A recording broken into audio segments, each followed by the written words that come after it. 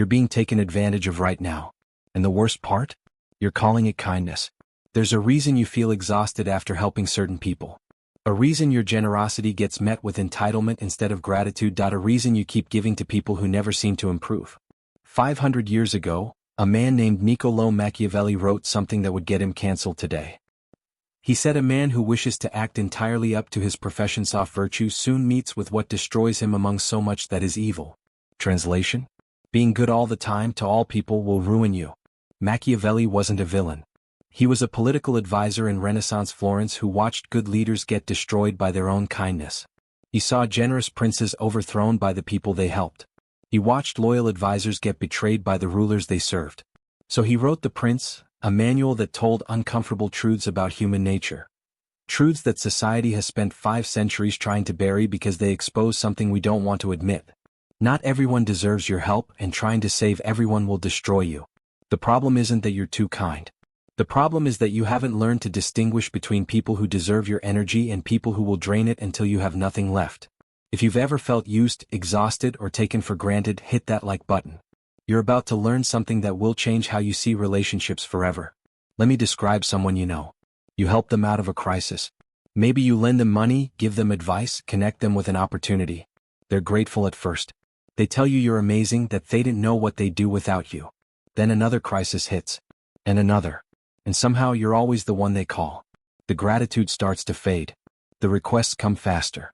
And if you hesitate, if you dare to say you're not available or Yotsan help this time, suddenly you're the bad guy. Or maybe it's different for you. Maybe you have someone in your life who's always struggling, always the victim, always has a reason why things aren't working out. You've given them advice. You've offered solutions. But nothing ever changes because, deep down, they're more comfortable with the struggle than the solution. Or perhaps it's someone who smiles to your face but you can feel the envy underneath. They ask questions about your success but frame them as concerned. Aren't you working too hard? Are you sure that's a good idea? They disguise their resentment as care. You felt it? That sinking feeling when you see their name on your phone. That exhaustion that hits when you know you're about to have the same conversation for the 100th time. That confusion when your help seems to make things worse, not better. And here's what makes it devastating: you blame yourself. You think, maybe I'm not doing enough. Maybe I'm not patient enough. Maybe if I just tried harder, loved more, gave more, they'd finally get better. Comment below which situation hits closest to home. Just type 1, 2, or 3. I read every single one. Today we're going to examine what Machiavelli understood about human nature that most people refuse to accept. We're going to look at 4 types of people who will destroy you if you try to save them. Not because you're weak, but because they're playing a different game than you are. This isn't about becoming cold or cruel. This is about understanding that your energy, your time, and your emotional capacity are finite resources. And just like you wouldn't invest your money in a company that's designed to fail, you shouldn't invest your life force in people who are committed to their own dysfunction. By the end of this video, you'll be able to identify these patterns immediately. You'll understand why your help hasn't worked. And you'll know exactly what to do instead. But I'm warning you now, once you see these patterns, you can't unsee them. You'll start recognizing them everywhere, and you'll have to make some difficult choices. Here's what Machiavelli understood that modern self-help gurus won't tell you. Reciprocity is not universal. You operate on a certain code. When someone helps you, you feel indebted. You want to return the favor. When someone is generous with you, you try to be generous back. You assume everyone works this way. They don't. Some people view your generosity as weakness. Others see it as an opportunity. Still others see it as something they're owed, not something to be grateful for. Machiavelli wrote, benefits should be conferred gradually so that they may be better enjoyed. But he also warned that some people will take your benefits, enjoy nothing, and demand more. The trap isn't helping people. The trap is helping people who are designed to consume help without transformation. It's like pouring water into a bucket with no bottom. You can pour forever and the bucket will never fill. The problem isn't that you're not pouring enough. The problem is the bucket. Your exhaustion isn't a sign that you need to give more. It's a sign that you're giving to the wrong people. Let me show you who they are. The first type Machiavelli would tell you to avoid is the person who is perpetually surrounded by disaster. Every conversation is a crisis. They lost their job, but it wasn't their fault, the manager had it out for them. Their relationship ended, but their partner was crazy. They're broke, but they got scammed. Their car broke down, their apartment flooded, their friend betrayed them, their family is toxic. At first, your heart goes out to them. You think, how can one person experience so much bad luck? So you step in. You help. Maybe you lend money, offer your couch, give advice, make connections. And for a brief moment, things stabilize. You feel good. You feel like you made a difference. Then the chaos returns. The new job? They quit because the hours were unreasonable. The money? It went to an emergency. The advice? The circumstances were different, so it didn't apply. Here's what you need to understand. Some people are not victims of chaos. They are manufacturers of it. Watch the pattern carefully. Notice how there's always someone else to blame. Notice how they never seem to learn from their mistakes because they don't believe they made any. Notice how the crisis conveniently arrives right when they need attention, money, or somewhere to stay. Machiavelli wrote about fortune, what we'd call luck. He said fortune favors the bold and the prepared. He also observed that the same misfortunes don't happen to everyone. Some people have bad judgment. They make impulsive decisions. They burn bridges. They ignore red flags. Then they call it bad luck. The trap here is your empathy. You're imagining what it would be like if you faced these circumstances. But you wouldn't face them because you don't make the same choices they do. If you recognize this person, drop a broken heart in the comments. You're not alone. Here's the hard truth. Chaos is functional for them. It gets them attention. It provides excuses. It absolves them of responsibility. When you rescue them from chaos, you're not helping them escape it. You're enabling them to continue creating it. What should you do? Create distance. Not cruelty, distance. Stop being the first call. Stop offering unsolicited help. Stop solving problems they should solve themselves. The difficult truth Machiavelli would tell you: sometimes people need to hit bottom. Not because you want them to suffer, but because the bottom is the only teacher they'll listen to. The second type is more subtle and more painful, the person who treats your kindness as currency they're owed. The first time you help them, they're effusive with gratitude. Thank you so much. I don't know what I'd do without you. You're amazing. You feel good. You feel valued. You feel like you made a real difference. The second time they ask, there's less gratitude. Still polite, still appreciative, but the intensity is gone. It's becoming normal. The third time they don't really ask, they just expect. And if you're busy, if you hesitate, if you suggest maybe they could handle it themselves, you feel the shift. The temperature drops. They make a comment. I thought friends helped each other, or remember when I was there for you?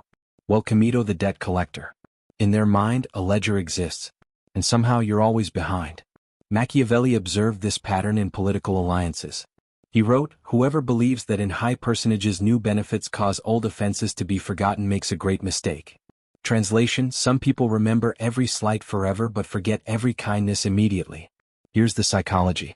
Dependence breeds resentment. When someone needs you consistently, when they rely on your strength, your resources, your stability, it reminds them of what they lack. And humans have a strange way of resenting the people who highlight their inadequacy, even when those people are helping. You become a mirror reflecting back their dysfunction. And they hate mirrors. Watch for these signs. Your help is acknowledged less and less over time. They start treating your assistance as a given, not a gift.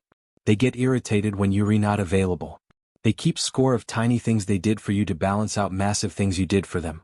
Most tellingly, they speak poorly about you behind your back despite everything you've done. This channel is about uncomfortable truths the algorithm doesn't like.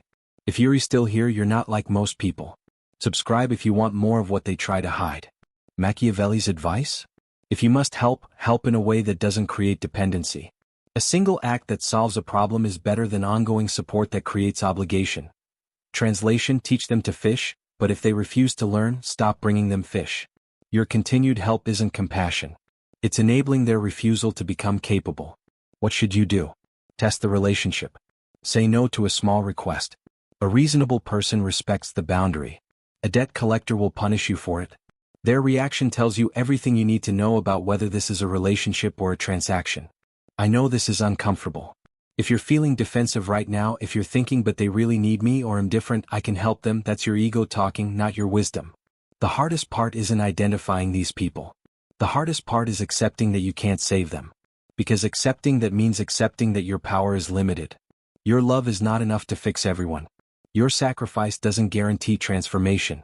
And that feels like failure, doesn't it? But here's what Machiavelli understood. A ruler who tries to save every citizen destroys the kingdom. A captain who tries to rescue every drowning person drowns themselves. Your first responsibility is to maintain your own capacity to help those who will actually benefit from it. We have 2 more types to cover. These next 2 are harder to spot because they don't look destructive at first. They look like opportunities. They look like loyalty. They look like love. Take a breath. We're going deeper. The third type is the most sophisticated. The person who appears to be on your side but is actually in competition with you. This is often someone close to you. Maybe you started at the same level, same job, same social circle, same starting point in life. But then you grew. You got the promotion, started the business, improved your life, found success. And they stayed the same. They still smile. They still call themselves your friend. But listen carefully to how they respond to your good news. You got promoted. That's great, but wow, those hours are brutal. I could never sacrifice my personal life like that. You're excited about a new relationship. I'm happy for you. Just be careful. You know how you get when you fall for someone? You started a business. That's brave. I'd be terrified of failing in front of everyone. Notice the pattern? Every congratulation comes with a barb. Every celebration comes with a warning. They dress up envy as concern.